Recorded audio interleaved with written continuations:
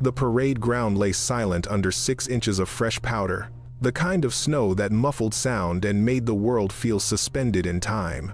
Lieutenant Aria Hale stood alone in the drill hall, her M14 rifle spinning through the air in a perfect arc before she caught it with practiced precision. The ceremonial weapon gleamed under the fluorescent lights, its brass fittings polished to mirror brightness. Outside, Christmas lights blinked red and green across the base perimeter. Inside, Aria moved through her routine with mechanical perfection. Spin, catch, present. The movements were hypnotic, beautiful even, but there was something wrong in her eyes. They were too sharp, too alert for someone whose only job was to look good in a parade. Still practicing, Hale? Sergeant Morrison poked his head through the doorway, his breath fogging in the cold air that leaked through the poorly insulated building. Christmas Eve, Lieutenant. Even ceremonial troops get to relax. Muscle memory, Aria replied without breaking rhythm. Can't let it slip.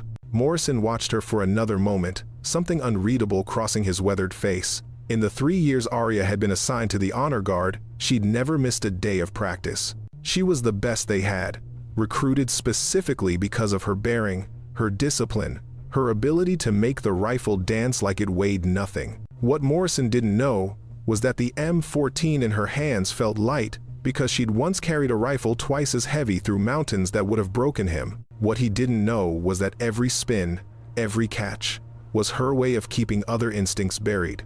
Instincts that had no place in ceremonial duty. Suit yourself, Morrison shrugged. Heard they're calling for a hell of a storm tonight. Might want to button up early. Aria nodded, continuing her routine as his footsteps faded down the corridor. Only when she was certain she was alone did she stop, holding the rifle at port arms, staring at her reflection in the polished brass. Lieutenant Aria Hale, Honor Guard Drill Specialist. The beautiful soldier who made rifles spin for generals and dignitaries. The woman everyone smiled at but nobody really saw. Perfect. She set the rifle in its rack and walked to the window. Beyond the fence line, the forest stretched dark and deep, trees heavy with snow. Somewhere out there, in the real world, soldiers were doing real work, dangerous work. The kind of work she'd sworn she'd never do again. Her fingers traced the windowsill, finding the worn spot she'd created over months of standing in this exact position. 3 years of safety, 3 years of silence. 3 years of pretending that the nightmares were getting better, that the guilt was fading, that she could live with the sound of her own heartbeat without remembering the rhythm of a sniper's breath. The storm was rolling in fast. Through the swirling snow, she could barely make out the guard towers anymore. The base was preparing to lock down, standard procedure when visibility dropped below operational minimums. Aria pulled her coat tighter and headed for the barracks. Tomorrow morning, she'd perform the Christmas ceremony for the base commander and whatever family members had braved the weather. She'd stand perfectly still for 45 minutes while a chaplain gave his sermon. She'd execute a 15-move rifle drill without a single mistake. And nobody would suspect that the woman in the pristine uniform was slowly suffocating. 12 miles north of the base, Lieutenant Commander Derek Nash pressed his back against frozen brick and listened to the world fall apart around him. SEAL Team 7 had been tracking an arms trafficking cell for 3 weeks, waiting for the right moment to strike. Tonight was supposed to be that moment. Instead, it was turning into a massacre. Contact, rear. 3, no, 4 tangos moving through the warehouse. Petty Officer Jake Williams hissed through the comm system. They knew we were coming, sir. This is a setup. Nash counted muzzle flashes through the blowing snow. Williams was right. The traffickers hadn't just known they were coming, they'd prepared an ambush. Thermal scopes, night vision, overlapping fields of fire. This wasn't a smuggling operation anymore. This was military-grade coordination. All units fall back to the secondary building, Nash ordered, his voice steady despite the chaos. We need hard cover and a defensible position. Move! The team scattered through the compound, returning fire as they retreated.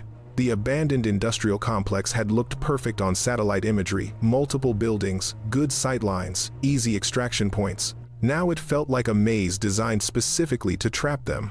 Nash reached the concrete structure first, a former office building with reinforced walls and limited entry points. He counted heads as his team filtered in. 8 made it. 2 more were still crossing the open ground when the machine gun opened up. "Covering fire!" Nash roared. emptying his magazine toward the muzzle flash. The two stragglers dove through the doorway as bullets chewed up the concrete behind them. "Package secure," Chief Petty Officer Maria Santos reported, checking the unconscious prisoner they'd managed to grab.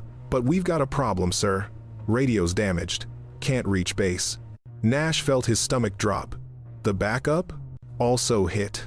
Whatever they used, it fried the electronics. Santos's face was grim. "We can receive, barely, but we can't transmit worth a damn." Outside, the enemy was regrouping. Nash could hear shouting in multiple languages, the sound of vehicles moving into position.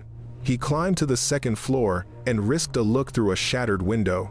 At least 20 hostiles, possibly more, hiding in the storm. All of them between his team and safety. He pulled out the emergency beacon, the last resort device that would broadcast their position to anyone listening on military frequencies. His thumb hovered over the activation button. Using it meant every hostile in the area would know exactly where they were. But staying silent meant bleeding out in this frozen hellhole while the base assumed they were fine. Nash pressed the button. The beacon pulsed once, twice, then died. Water damage. Of course. "Sir?" Williams appeared at his shoulder. "We're down to 40% ammunition. They're going to rush us soon." Nash nodded slowly, his mind racing through options. None of them were good. The storm was intensifying, making air support impossible. The base was 30 minutes away by vehicle in perfect conditions. In this weather, with the roads icing over, rescue was hours away at minimum.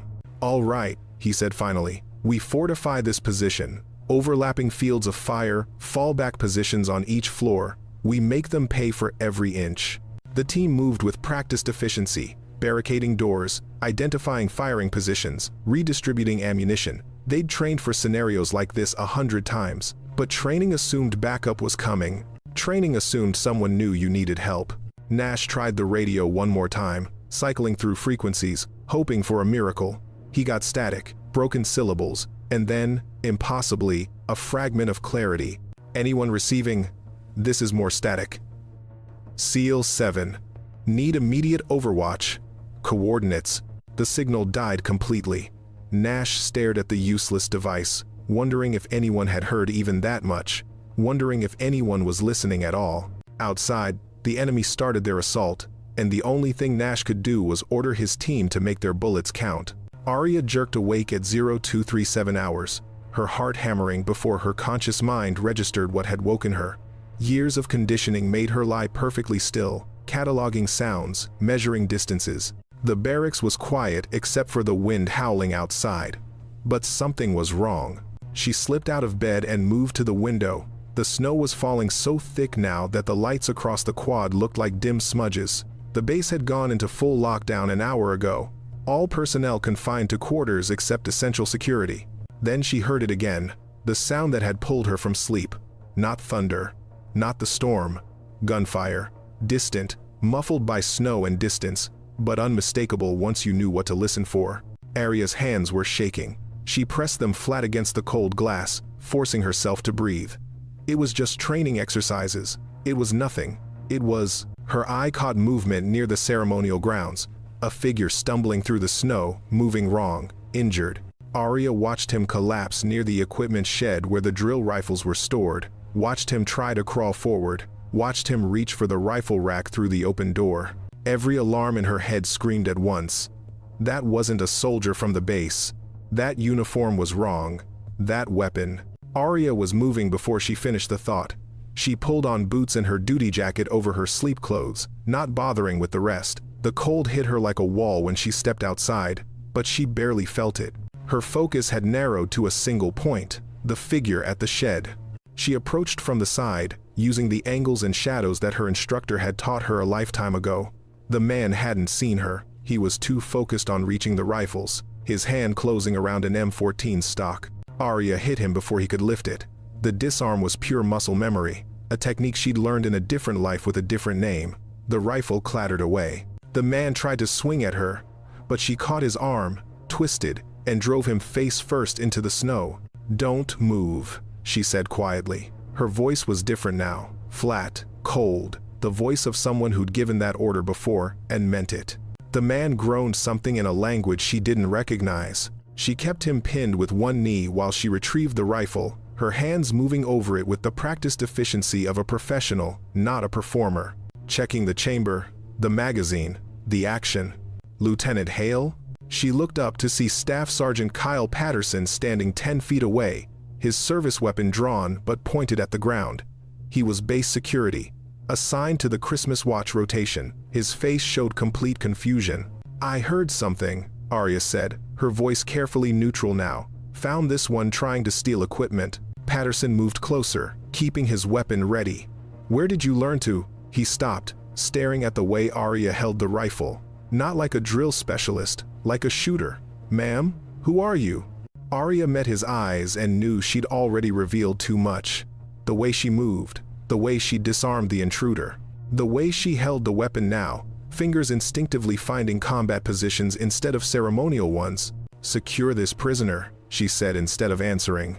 "There's gunfire north of the base. I heard it before I came out here. This might be part of something bigger." Patterson hesitated, torn between following orders and asking the 100 questions written across his face. Finally, he keyed his radio and called for backup. While they waited, Arya stood in the falling snow, the rifle in her hands, feeling like both an old friend and a betrayal of everything she'd promised herself. The intruder groaned again, and Arya saw blood seeping through his jacket. Gutshot, maybe half an hour old. Someone had done this to him before he'd made it to the base, which meant there was a firefight happening close by, close enough to send wounded running. She looked north, toward the sound she'd heard, toward the forest and the abandoned industrial area beyond, toward the kind of trouble she'd sworn she'd never walk toward again. But somewhere in that storm, someone was fighting, someone was dying, and the rifle in her hands suddenly felt like exactly what it was supposed to be. Not a prop, a tool. Her tool. The flashback hit Arya like a physical blow, triggered by the weight of the rifle and the smell of gun oil and snow. Asterisk. 3 years ago, different mountains, different snow. Asterisk. Asterisk call sign, Wraith 0. Joint Task Force Phantom. 72 confirmed kills across 18 months of operations. The woman who could thread a needle at 800 meters in a crosswind. The sniper that enemy combatants spoke about in whispers. The one they believed could shoot through walls and see through darkness. Asterisk. Asterisk. She'd been 26 years old and absolutely certain she was doing the right thing. Asterisk. Asterisk. The operation that ended it all was supposed to be simple. Intel had confirmed a weapons cache in a compound near the Pakistani border. Get in, confirm location, call in air support, extract. Her team, Sergeant Michael Stone, Corporal Jennifer Hayes, Specialist David Park, had done a dozen missions exactly like it. Asterisk. Asterisk. But the intelligence was wrong, or worse, it was a trap. Asterisk. Asterisk. Arya had been 2 clicks away on Overwatch when the first explosion tore through the compound. She'd watched through her scope as her team scattered, as enemy forces poured in from concealed positions, as everything went to hell in less than 30 seconds. Asterisk. Asterisk. She'd done what she was trained to do. She'd started shooting. Asterisk. Asterisk. 19 targets down in 6 minutes. She'd cleared the compound's exterior, given her team a chance to regroup, created an escape corridor. Michael had been shouting coordinates in her ear. Jennifer was dragging David, who'd taken shrapnel to the leg, and for a moment Arya had believed they'd make it. Asterisk. Asterisk. Then, the RPG hit. Asterisk. Asterisk. She'd heard Michael scream, heard the transmission cut to static, heard nothing but her own breathing as smoke filled her scope view. Asterisk. Asterisk. Arya had abandoned her position and run toward the flames, against protocol, against orders, against every bit of training that said a sniper stays hidden, stays calm, stays effective from distance. Asterisk. Asterisk. She'd found Michael first, most of him, anyway. Jennifer was already dead. David was dying, his hand reaching for hers, his lips forming words she couldn't hear over the ringing in her ears. Asterisk. Asterisk. The extraction team found her 6 hours later, still sitting in the ruins, her rifle across her lap, covered in blood and ash. She hadn't fired another shot, hadn't needed to. Everyone was already dead. Asterisk. Patterson's voice pulled her back to the present. "Lieutenant, backup's here. You okay?" Aria blinked, realizing she'd been staring at the rifle for who knows how long. "Fine. Just cold." But she wasn't fine. The memories had opened something in her chest, a door she'd kept locked for 3 years. After the incident, the Army had quietly transferred her out of the task force. Too valuable to discharge, too traumatized to send back to combat. Someone had suggested the Honor Guard, a place where her discipline and bearing would be useful, where she'd never have to hold a loaded weapon again. Aria had taken the assignment like a life raft. She'd promised herself she was done with war, done with scopes and calculations and the tiny moment between heartbeats when you decided to take a life. She'd locked Wraith Zero away and become Lieutenant Hale, the pretty soldier who spun rifles for audiences. And it had almost worked. But now she stood in a Christmas Eve blizzard, holding a rifle that felt too light, listening to gunfire echo through the storm, and she knew the lock was broken. Had maybe always been broken, because you couldn't just stop being what you were. You could only pretend, and hope the pretending held. More security personnel arrived, taking custody of the prisoner. Captain Rodriguez, the base security chief, approached Aria with concern written across his face. "Lieutenant, I need you to tell me exactly what happened here." Aria gave him the facts, carefully edited. She'd heard a noise, investigated, found an intruder, subdued him, clean, simple. She didn't mention the combat reflexes, didn't mention how easy it had been, how natural, how right it had felt to move with purpose again. Rodriguez studied her face. "That's some impressive training for a ceremonial officer."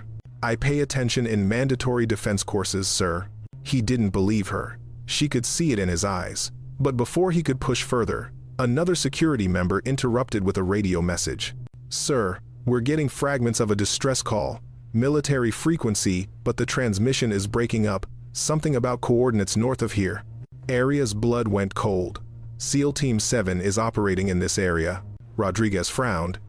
"How do you know that?" "I saw the briefing on the operations board last week." She lied smoothly. The truth was, she'd memorized every tactical deployment within 50 miles because old habits died hard, and knowing where the operators were made, her feel less like she'd abandoned them. They were tracking some kind of arms trafficking cell. The radio crackled again, and this time Aria heard it clearly. "Need immediate overwatch." Overwatch. Sniper terminology. Someone out there needed a shooter.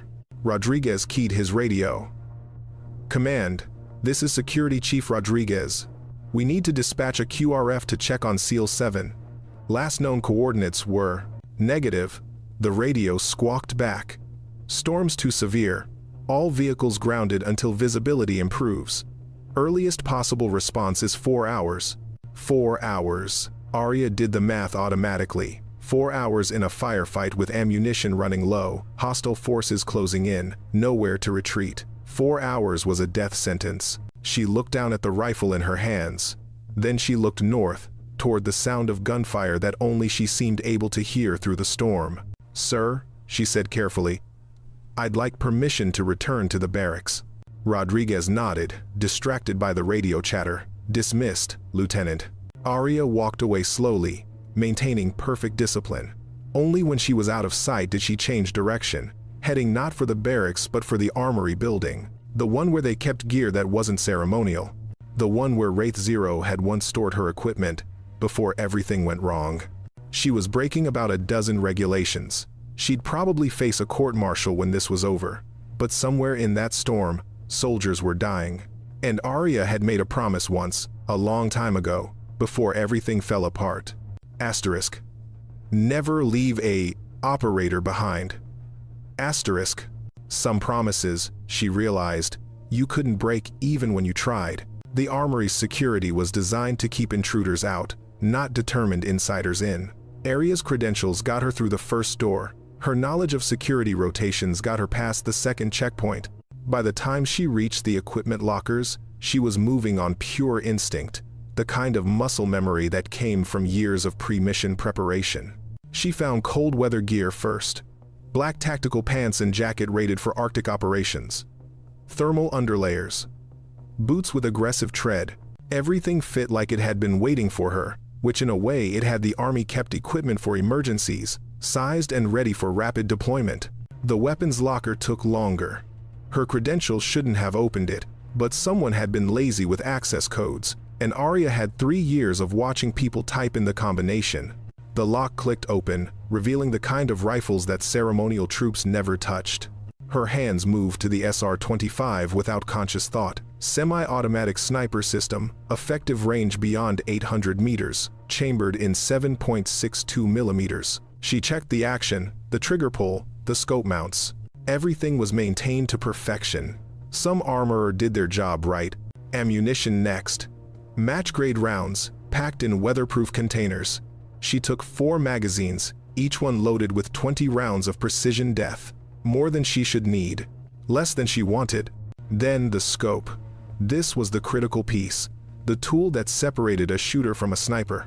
She found a Nightforce ATA-CR. Military-grade optics with thermal imaging capability. Mounted it, bore-sighted it, adjusted the eye relief. In 90 seconds, she transformed the rifle from a weapon into an instrument. The rest came automatically. Bipod, rangefinder, ballistic calculator. Suppressors weren't available, but that was fine. Suppressed fire only mattered if you planned to stay hidden afterward. She wasn't hiding anymore. Arya caught her reflection in a locker door as she geared up. The woman looking back was a stranger wearing a familiar face. Gone was Lieutenant Hale, the pretty soldier with the spinning rifle. In her place stood something harder, colder, infinitely more dangerous. She tied her hair back in a tactical bun, checked her gear one final time, and headed for the exit. The storm was still raging, visibility down to maybe 20 meters. Perfect conditions for what she had in mind. The base perimeter fence had weak points. Every soldier stationed here learned them eventually, not for escape, but because security gaps made for good gossip. Arya slipped through a maintenance gate near the power substation. The kind of exit that cameras didn't quite cover because the wind always knocked the angle wrong. Then she was in open terrain, the forest ahead, the base lights fading behind her. Each step took her farther from safety and closer to the kind of trouble she'd sworn to avoid. But her mind was clear now in a way it hadn't been for 3 years. She had a mission. She had a purpose. She had the tools to make a difference. The snow crunched under her boots as she moved through the darkness, following the sound of distant gunfire that grew clearer with each passing minute. Her breath came steady and measured, the rhythm of a sniper's breath. The pattern of someone who'd learned to make their heartbeat slow on command. Behind her, the Christmas lights of the base twinkled red and green through the storm. Ahead, muzzle flashes painted brief orange stars against the black. Somewhere between those 2 points, Arya stopped being the woman who'd run from war and became the weapon she'd always been.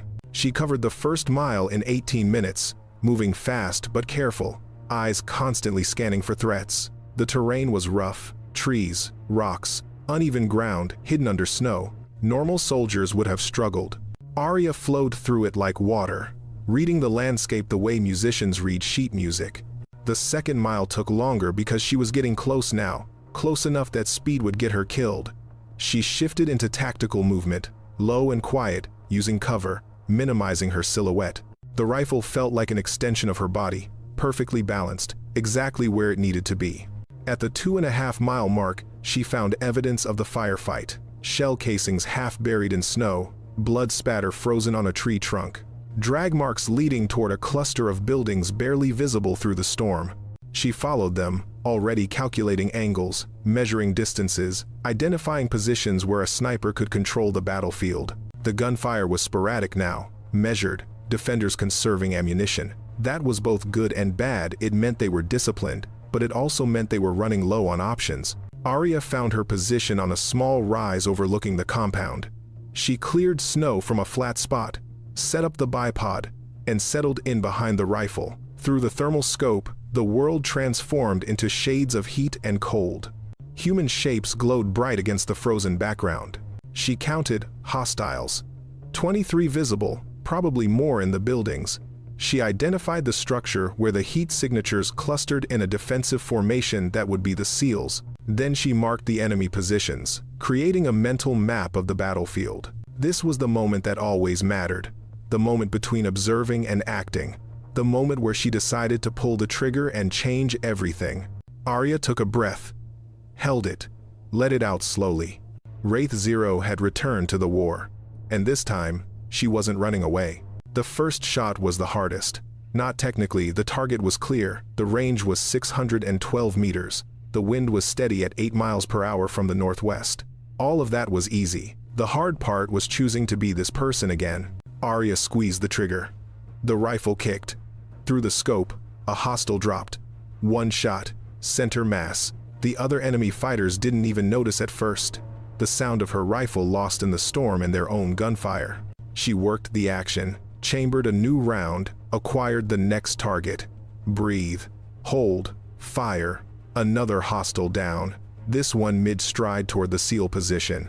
3 seconds between shots. Professional. Clinical. Perfect. Inside the building, Nash jerked his head up. Someone's shooting the tangos. From outside, long range.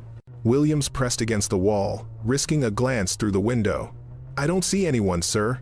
"You wouldn't," Nash said slowly, the pieces clicking together. "That's precision fire. Someone's got Overwatch." Santos moved to his side. Base said they couldn't deploy. Who? Another hostile fell, this one on the far side of the compound. The enemy was starting to panic now, realizing they were being picked off by an invisible threat. They scattered toward cover, making themselves harder targets. But Arya had spent 18 months learning to shoot people who didn't want to be shot. She led a runner by half a meter, anticipating his movement. Fired. He went down mid-stride. She shifted to a man trying to get behind a vehicle. Fired. The bullet found the 6-inch gap between his cover and the corner of the building.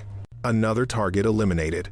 The math was simple and terrible. Arya had 19 rounds left across her loaded magazines. There were still at least 16 hostiles active in the compound. She couldn't kill them all from here, but she could change the equation. By the SEAL's time, create an opening. She worked through targets methodically, prioritizing threats. The machine gunner who'd been suppressing the SEAL position dead. The spotter with the radio dead. The 2 men trying to flank around the building, dead and dead. 8 rounds gone. 11 hostiles down. The remaining enemies were hiding now, afraid to move, unsure where the shots were coming from. Arya used the pause to reload, swapping magazines with practiced efficiency. 20 fresh rounds. Then the hostiles made a mistake. Someone, probably their commander, ordered them to concentrate fire on the building. All at once, 15 weapons opened up, giving away every position simultaneously. Arya smiled without humor. She'd been waiting for that. She fired 4 shots in 12 seconds, each one finding a target who thought he was safely hidden. The enemy's concentrated assault faltered, broke, became confused retreat. Men ran for better cover. Arya made sure half of them didn't make it. Inside the building, the SEALs were moving now, using the chaos to reposition, to reinforce their defenses, to breathe for the first time in an hour. Nash pressed his eye to a crack in the wall and tried to find their mysterious savior. "Thermal scan," he ordered. "Someone find me that shooter." Williams pulled out the team's damaged thermal monocular. It flickered, glitched, but still functioned enough to detect heat signatures. He swept the perimeter, the nearby hills. "Got something," he said. 200 meters, northeast, elevated position, single shooter. Nash grabbed the monocular and looked. At this distance and through the damaged optics, he could barely make out details. Small frame, professional stance, firing rhythm that spoke of extensive training. "That's not a base sniper," Nash said slowly. "Our designated marksmen are all accounted for, and they're not trained to shoot like that." Santos moved beside him. "Then who?" Her question was answered by another shot, this one impossibly threading between 2 barricades to hit a hostile who'd thought he was completely safe. Whoever was out there wasn't just good, they were scary good. "Sir," Williams said quietly, "I think we need to move. That shooter's buying us time, but there are still too many tangos. If we try to break out now, we might make it." Nash considered. The shooter had cut the enemy force nearly in half, but reinforcements could arrive any moment. And even the best sniper couldn't cover them forever. "All right," he decided. "We move in 2 minutes. Santos, prep the package. Williams, chart us a route using the shooter's sightlines. Everyone else, be ready to run hard." They assembled near the back door, the one that faced away from the main enemy positions. Through his scope, Nash could see the lone figure on the hill, still methodically eliminating threats, buying them seconds with every shot. He keyed his damage radio one more time, not expecting it to work but needing to try. "Unknown shooter, this is SEAL Team 7. We're moving in 1 minute. If you can hear this, we're going out the northwest exit."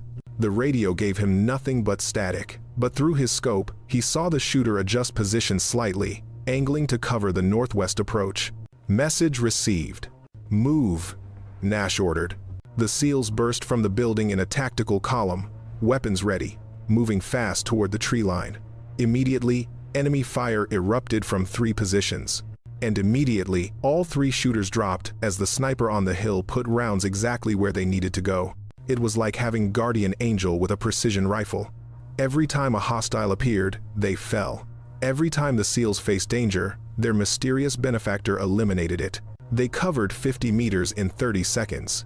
And only one team member took a hit, a grazing shot to Williams's shoulder that he barely noticed in the adrenaline rush. Then they were in the trees, relatively safe, sprinting through the forest toward friendly territory.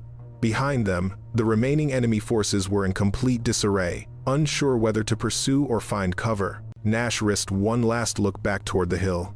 The shooter was already gone, position abandoned, vanished into the storm as suddenly as they'd appeared. "Who the hell was that?" Santos panted as they ran. Nash shook his head. "I don't know, but we owe them our lives." Arya didn't wait to see if the SEALs made it clear. The moment they entered the tree line, she broke down her position, packed her gear, and moved. Standard sniper doctrine: never stay in one place after engaging. The enemy would be looking for her now, and even in a storm, a determined search could find her. She circled around the compound at a distance, moving parallel to the direction the SEALs had taken. Her job wasn't done yet. They still had to cross 2 miles of hostile territory to reach safety, and the enemy might have pursuit teams already moving. The thermal scope gave her an advantage.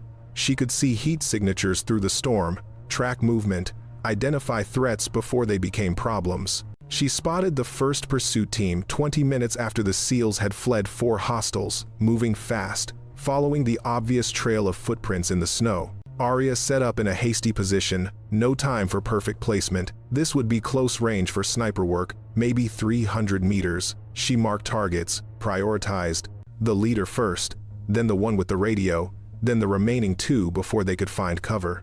4 shots, 4 kills, 7 seconds total. The pursuit team dropped in the snow, never knowing what hit them. She moved again, angling closer to the SEALs' line of retreat. Somewhere ahead, she could hear them moving through the forest, their thermal signatures bright spots in her scope. They were maintaining good speed, but one was limping the shoulder wound, probably affecting his balance. Another heat signature appeared, this one from the opposite direction, a single hostile, advancing carefully, weapon ready. He'd flanked ahead of the SEALs, was preparing to ambush them. Arya adjusted her aim, calculated the shot through heavy brush, difficult but doable. She fired. The hostile collapsed behind the tree he'd been using for cover. The SEALs kept moving, unaware how close they'd come to danger. Arya followed from a distance, a ghost protecting ghosts, making sure nothing else threatened them on their way home. Then she heard engines, vehicles approaching from the road, probably enemy reinforcements drawn by the firefight. The SEALs heard it too. She watched their heat signatures pause, cluster, as they discussed options. Arya was already moving toward the sound. She crested a small ridge and saw them 3 trucks, maybe 12 hostiles total, armed with automatic weapons.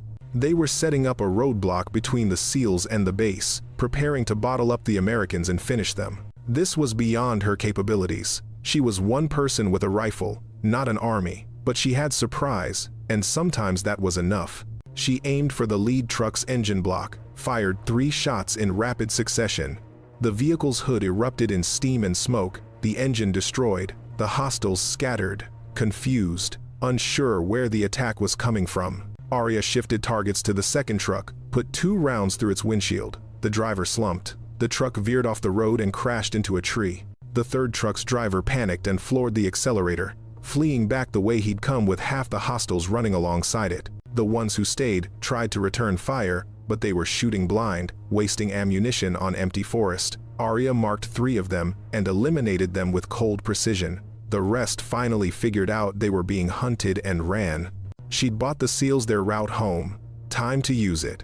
Arya circled wide, maintaining distance, until she was slightly ahead of the SEAL team.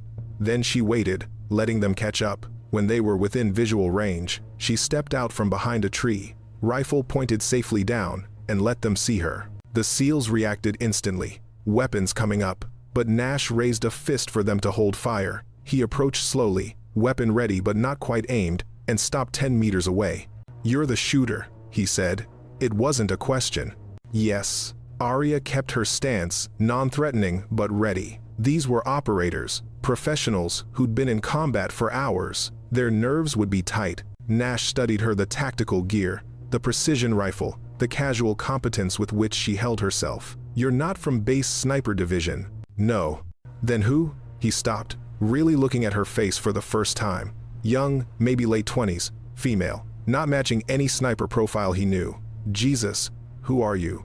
"Someone who heard you, needed help." Arya gestured toward the base. "You should keep moving.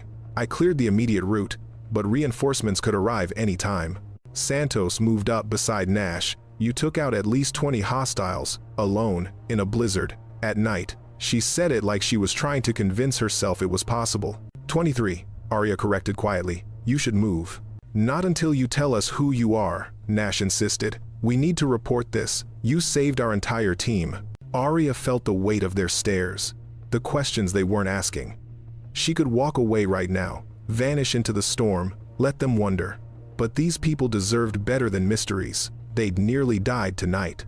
They'd earned the truth, or at least part of it. "Lieutenant Arya Hale," she said finally.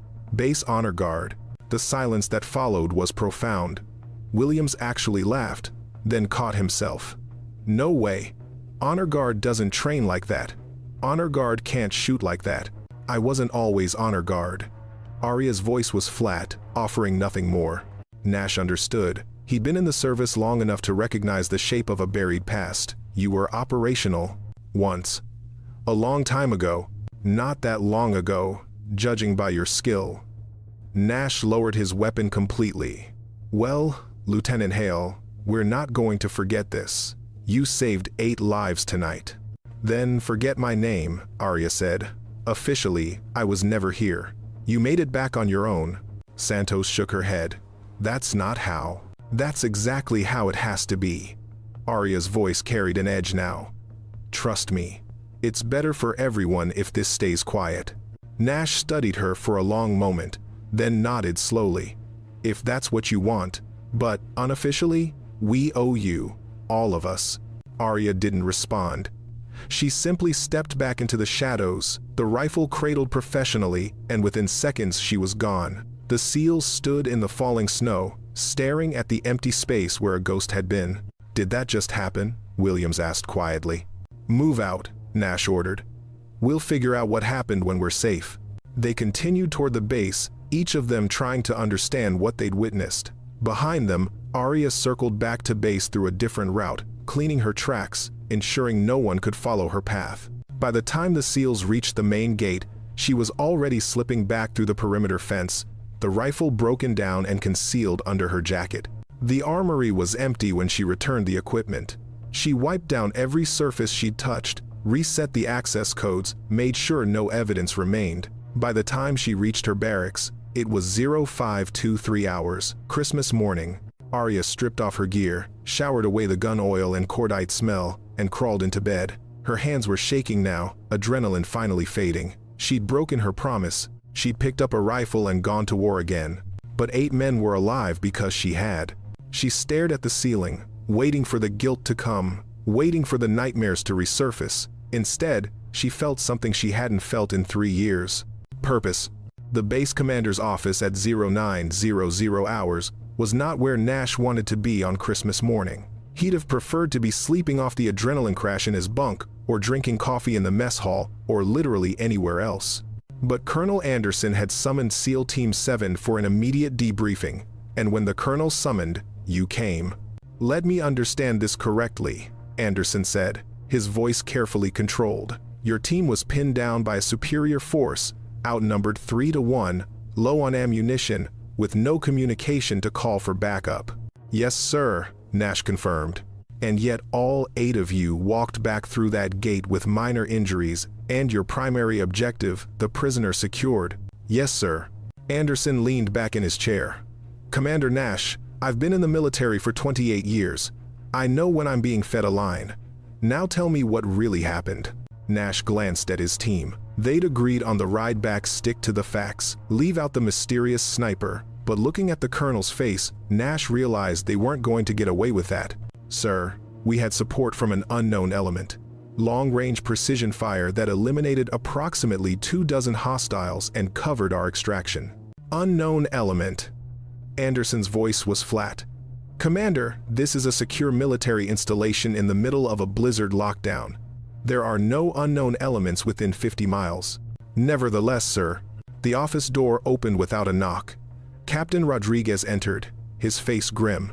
"Colonel, you need to hear this. I'm in the middle of a..." "Sir, it's about last night. We have evidence." Rodriguez set a tablet on the desk. Security found tracks leading from the base perimeter fence to the area where the firefight occurred. Also found this near the route single shell casing, 7.62 millimeters match grade, someone deployed from inside our base. Anderson's expression hardened. "Show me the fence breach." Rodriguez pulled up images, footprints in snow, distinctive tread pattern, leading away from base. "The maintenance gate near Power Station 2. Cameras don't quite cover that angle, but we can see the timestamp of movement, 0243 hours. Run those prints," Anderson ordered. "Get me an ID on those boots. And check armory logs if someone took equipment. I want to know who and what." While Rodriguez worked, Nash caught Santos's eye. She shook her head slightly. They tried to protect their mysterious savior, but now the investigation was inevitable. 20 minutes later, Rodriguez returned, and this time he looked shaken. "Sir, the boot prints match standard issue cold weather tactical gear, size 7. Armory logs show an access at 0227 hours using credentials for..." He paused. "Lieutenant Aria Hale, Honor Guard Division." The room went silent. Anderson stared at Rodriguez like he'd started speaking another language. "Lieutenant Hale, the drill specialist." "Yes, sir." According to the logs, she accessed cold weather gear, and Rodriguez checked his notes, clearly not believing what he was reading. "An SR-25 sniper system, thermal optics, 4 magazines of match-grade ammunition, and various tactical equipment." "That's impossible," Anderson said flatly. "Honor Guard personnel don't have clearance for combat equipment, and they certainly don't have training to." He stopped looking at Nash. "Commander, describe your support element." Nash chose his words carefully. "Professional marksmanship, sir. Precision fire at ranges exceeding 600 meters in adverse conditions. Tactical awareness consistent with advanced training. Engaged approximately 25 targets with near-perfect accuracy. And you're telling me this was done by a ceremonial drill instructor?" "I'm telling you what we observed, sir." Anderson sat back, processing. Then he stood abruptly. "Rodriguez, bring me Lieutenant Hale's full personnel file. Commander Nash, your team is confined to base pending further investigation." Dismissed. The SEALs filed out, leaving Anderson alone with his confusion. 20 minutes later, Rodriguez returned with a tablet containing Aria's records. Anderson read through it once, then again, his expression shifting from confusion to shock to something like awe. "Sir?" Rodriguez ventured. "Did you read this?" Anderson asked quietly. "Just skimmed the basics. Honor Guard assignment 3 years ago. Exemplary performance reviews. No disciplinary. Go deeper." Section 7. Classified Annex. Rodriguez found it and started reading. His eyes widened. "Joint Task Force Phantom. Call sign Wraith 0, 72 confirmed." He looked up. "Sir, this has to be a mistake. This record indicates she was one of the most effective snipers in recent military history. It's not a mistake." Anderson closed the file. After the incident in Pakistan, they gave her a choice medical discharge or reassignment somewhere safe. She chose Honor Guard, somewhere she'd never have to pull a trigger again. Until last night. Until last night, Anderson agreed. He stood, looking out the window at the parade ground where Aria probably stood right now, preparing for the delayed Christmas ceremony. "Get me Lieutenant Hale," quietly. No scene. 15 minutes later, Aria entered the colonel's office, still in her dress uniform, ribbons gleaming on her chest. She saluted crisply, her face showing nothing. "Lieutenant Hale," Anderson said. "Sit down." She sat, back straight, hands folded. Waiting. Anderson studied her for a long moment. SEAL Team 7 filed a report this morning. They mentioned a sniper providing overwatch during their extraction last night. Very skilled sniper. Would you know anything about that? No, sir. The lie came smoothly. Practiced. We found boot prints. Matched to your size. Found armory access under your credentials. Found a shell casing that matches ammunition you checked out. Arya said nothing. Lieutenant, I'm not trying to discipline you. I need to understand what happened. The silence stretched. Then Arya spoke, her voice quiet but steady. Permission to speak freely, sir? Granted. I heard a distress call. I knew there were friendly operators in trouble. I had skills that could help. So I helped. You violated about 20 regulations doing so. Yes, sir. You broke base lockdown, stole equipment, and engaged in unauthorized combat operations. Yes, sir. Anderson leaned forward. And you saved 8 lives. Arya met his eyes for the first time. That was the only regulation that mattered, sir. The colonel sat back, nodding slowly. SEAL Team 7 wants to thank you. Officially. They want to put you in for a commendation. I'd prefer they didn't. Why not? Because I'm not that person anymore. Arya's voice was firm. I left that life behind. Last night was an exception, not a return. Anderson studied the young woman in front of him, the perfect posture, the controlled expression, the absolute refusal to acknowledge the warrior buried underneath.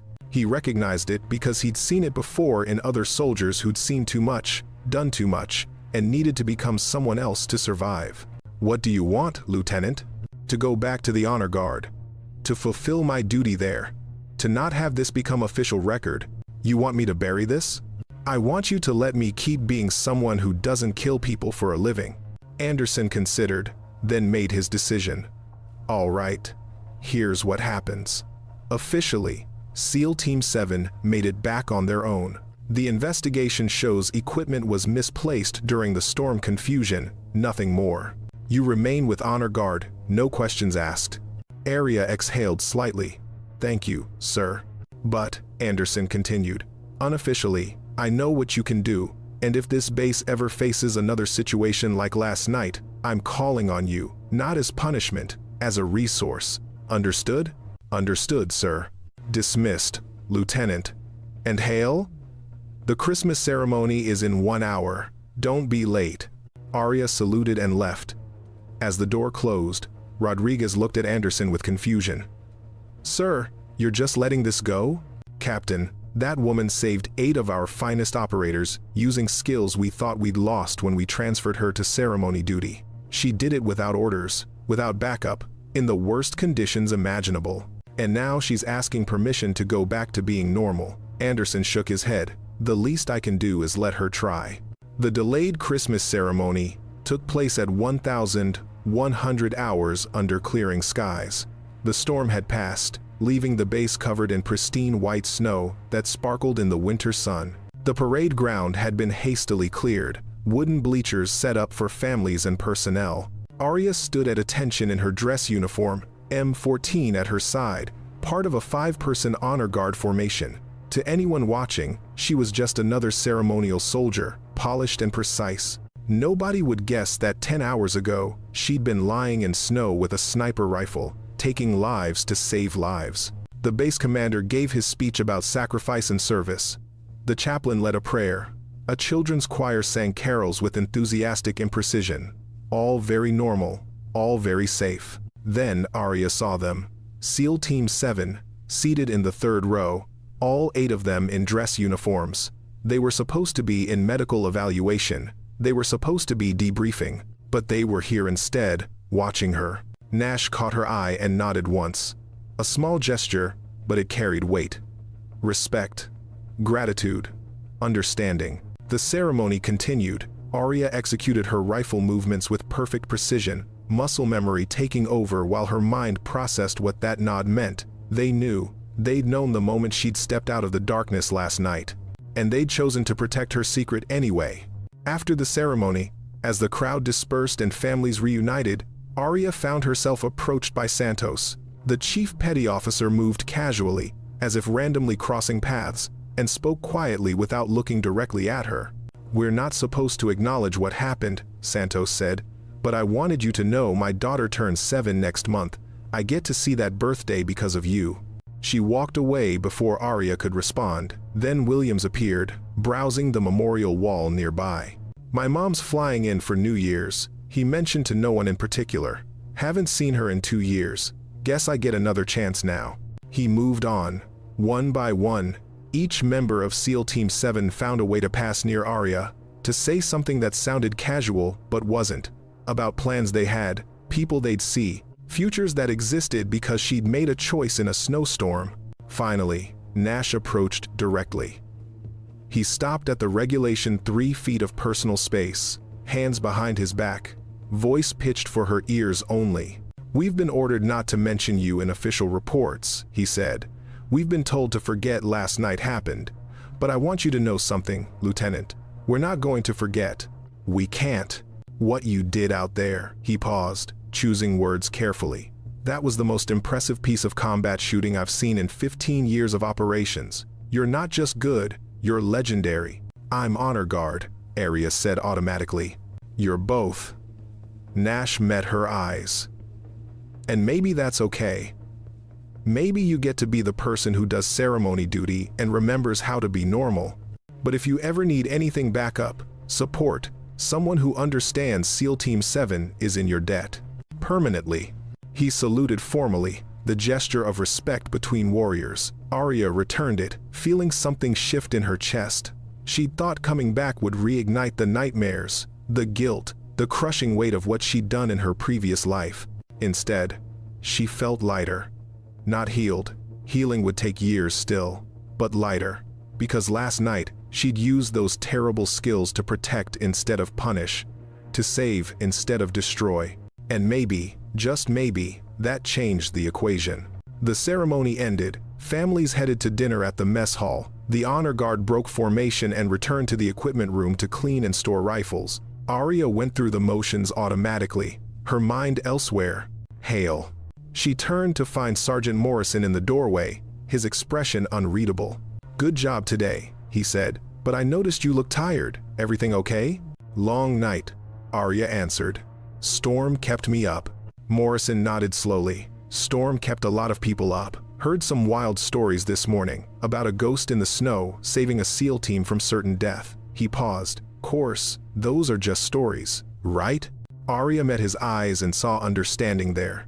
He knew, or suspected, and was choosing to let it go. "Just stories," she agreed. "Thought so." Morrison handed her a new assignment sheet. "Colonel wants honor guard at a special dinner tonight. Joint service celebration, some VIP guests. Need our best on the drill team." "I'll be there." "I know you will. You always are." Morrison turned to leave, then stopped. "Whatever happened last night, Hale, I'm glad you're okay. We'd miss you around here."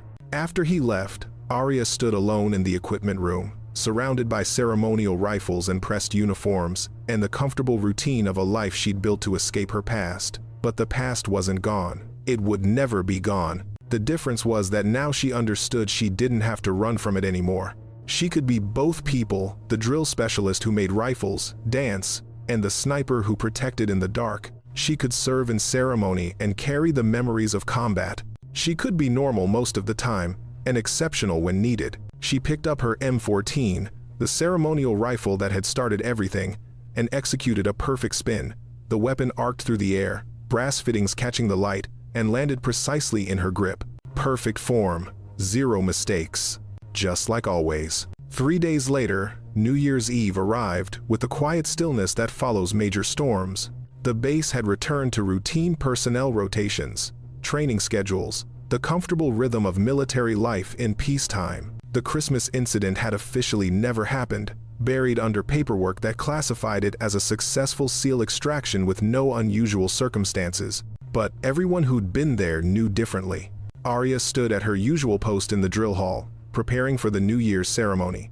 Her movements were as precise as ever, uniform pressed to knife edges, boots polished to mirrors, rifle gleaming. To outside observers, nothing had changed. Lieutenant Hale remained the exemplary honor guard, the soldier who made military bearing look effortless. Inside, everything was different. She noticed it in small ways. How her hands no longer shook when she held the rifle. How she slept through nights without jolting awake at phantom sounds. How the weight on her chest, the one that had been there since Pakistan, since Michael and Jennifer and David, felt lighter somehow. She wasn't healed. Healing wasn't linear, wasn't simple, wasn't something achieved in a single night of heroics. But she was better, different. Because for the first time in 3 years, she'd used the skills that haunted her to protect instead of punish, to save lives instead of end them. That changed the equation. Lieutenant Hale? She turned to find a young private at the door, Jenkins, fresh out of basic training, assigned to base operations. He held an envelope marked with no official designation. "This came for you," he said. Hand delivered, no return address. Arya took it, recognized the weight immediately. Military challenge coin, the kind operators gave to mark respect, gratitude, brotherhood. She opened the envelope and found not 1 coin, but 8 each, from a different member of SEAL Team 7. No note needed. The message was clear. She was one of them now. Not officially, not on any roster or in any record, but in the way that mattered, the brotherhood of people who'd stood in harm's way together and survived. Jenkins lingered. "Ma'am, can I ask you something?" "Go ahead." "I heard rumors about what happened on Christmas. People are saying someone from base went outside during the lockdown into a firefight and brought back an entire SEAL team." He paused. "Is it true?" Arya considered her response carefully. The official answer was no. The truth was complicated. "I heard those rumors too," she said finally. "But you know how stories get exaggerated on bases. Someone probably stayed up reading too many action novels during the storm." Jenkins grinned. "Yeah, probably. Still, would be pretty cool if it was real. Like having a guardian angel with a rifle, watching over us." "Would be," Arya agreed. "But angels don't use rifles, Private. They're supposed to be peaceful." "Maybe. Or maybe they fight when they need to protect people." He shrugged. "Anyway, good luck at the ceremony tonight, ma'am." After he left, Arya looked down at the 8 coins in her hand. Each one carried a name, a rank, a life she'd helped preserve. She thought about Jenkins's words, angels who fought to protect people. Maybe that was closer to the truth than she'd realized. Maybe redemption wasn't about never picking up a weapon again. Maybe it was about choosing carefully when to pick it up, and why. Her phone buzzed, text message from an unknown number, *rooftop, 5 minutes, Nash *. Arya found him on the top level of the barracks building, looking out over the base as the sun set. SEAL Team 7's commander stood at ease, hands in his pockets, watching the sky turn orange and purple. "Thought you should see this before you commit to never leaving the drill hall again," Nash said without preamble. He gestured to the vista snow-covered mountains, the forest where they'd fought, the parade ground where she performed. "It's beautiful," Arya acknowledged. "It's also where we almost died 3 days ago." Nash turned to face her. "And where you saved us. I know you want to move on, go back to normal. I respect that, but I need you to hear something first." "Sir, you've been telling yourself that what happened in Pakistan makes you a failure, that losing your team means you should never be operational again. I read your file, Hale, all of it. Classified sections too." He paused. "You made the only call possible in that situation. Bad intelligence, compromised operation, enemy you couldn't have predicted. Your team died, but 20 other operators lived because you held that position for 6 hours while they extracted. You're not a failure. You're a survivor who did her job under impossible circumstances." Arya felt her throat tighten. "You don't understand." "I understand perfectly. I've lost teammates too. We all have. It never gets easier. And you never stop wondering if you could have done something different." Nash's voice was gentle but firm. "But you can't let one bad day define the rest of your career. The person who shot like that on Christmas Eve? She's still in there. And the world needs people like that. I don't want to be that person anymore." "Then don't be. Stay in honor guard, live quietly. It's a valid choice." Nash pulled out his own challenge coin, the one marking his 20 years of service. "But I want you to know, you have options. If you ever decide you're ready to be operational again, even part-time, even in a support role, there's a community waiting for you. People who understand. People who won't judge you for what happened before." He set the coin on the railing between them and walked away, leaving Arya alone with the sunset and her thoughts. She picked up Nash's coin, adding it to the 8 others in her pocket. 9 pieces of metal, 9 lives, 9 voices saying the same thing. Asterisk, you're not alone. You're not broken. You're one of us. Asterisk. That evening, the New Year's ceremony went flawlessly. Arya executed every movement with perfect precision, the M14 dancing through its routine like it weighed nothing. The audience applauded. The commander commended the honor guard for their professionalism. But as Arya stood at attention during the final prayer, she noticed something different. SEAL Team 7 sat in the front row, this time, all 8 of them watching not with curiosity, but with recognition. They knew what she was beneath the uniform, and they were there to remind her. When the ceremony ended and people began to disperse, Nash caught her eye one more time. No words, just a simple nod that carried everything that needed saying. Asterisk. We remember. Asterisk. Asterisk. We're grateful. Asterisk. Asterisk. We're here when you need us. Asterisk. Arya nodded back, feeling something fundamental shift in her understanding of herself. She'd spent 3 years trying to become someone new, someone safe, someone who didn't carry the weight of 72 confirmed kills and the ghosts of a failed operation. But maybe that was the wrong goal. Maybe the answer wasn't becoming someone new. Maybe it was integrating who she'd been with, who she wanted to be. The sniper and the ceremonialist, Wraith Zero and Lieutenant Hale, both were real, both were valid, both were her.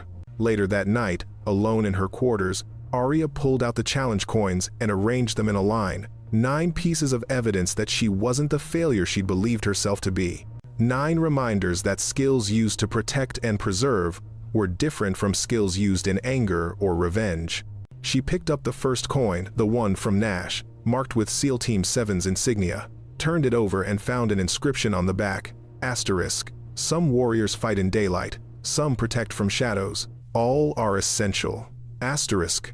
Arya smiled, really smiled, for the first time in 3 years.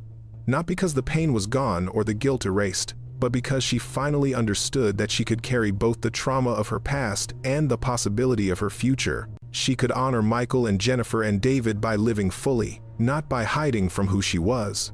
She placed the coins in a small wooden box on her desk, where she could see them every morning. Reminders, anchors, promises. Then she pulled out her phone and typed a message to Nash. Asterisk, thank you, for the coins, for the words, for understanding. Hail asterisk. His response came immediately. Asterisk, thank you for Christmas Eve. And every day you choose to keep going. The offer stands. Forever. Nash asterisk.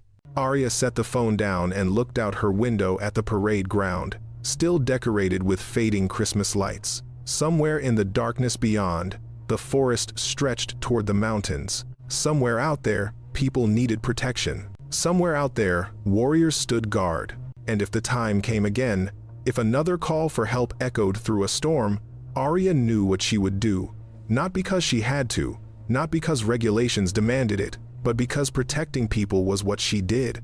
Whether in ceremony or combat, in public or in shadow, it was who she was. Wraith Zero had returned to the war. But this time, she wasn't running from her demons. She was walking alongside them, transformed from weapons of guilt into tools of protection. That, she realized, was what redemption actually looked like. The New Year's fireworks began at midnight, painting the sky with color and sound. Arya watched from her window, the challenge coins gleaming on her desk, and allowed herself to imagine a future where the past wasn't a prison but a foundation, where the skills that haunted her could be used with purpose and precision and peace. Tomorrow, she'd return to the drill hall and practice her ceremonies. She'd make rifles dance for audiences who'd never know what those hands were capable of. She'd be Lieutenant Hale, honor guard specialist, exemplary soldier. But if the darkness called again, if someone needed help in places the rules couldn't reach, she'd be ready. Not as penance, not as punishment, but as choice. And maybe that was the most powerful thing of all, choosing who to be, and when, and why. The fireworks faded. The base settled into silence, and in her quarters, Arya Hale closed her eyes and slept without nightmares. the challenge coins catching moonlight like promises kept. Some Christmas miracles, she thought as sleep took her, came wrapped in gunfire and snow, and some guardian angels carried rifles, protected from shadows, and never asked for recognition. They just did the work,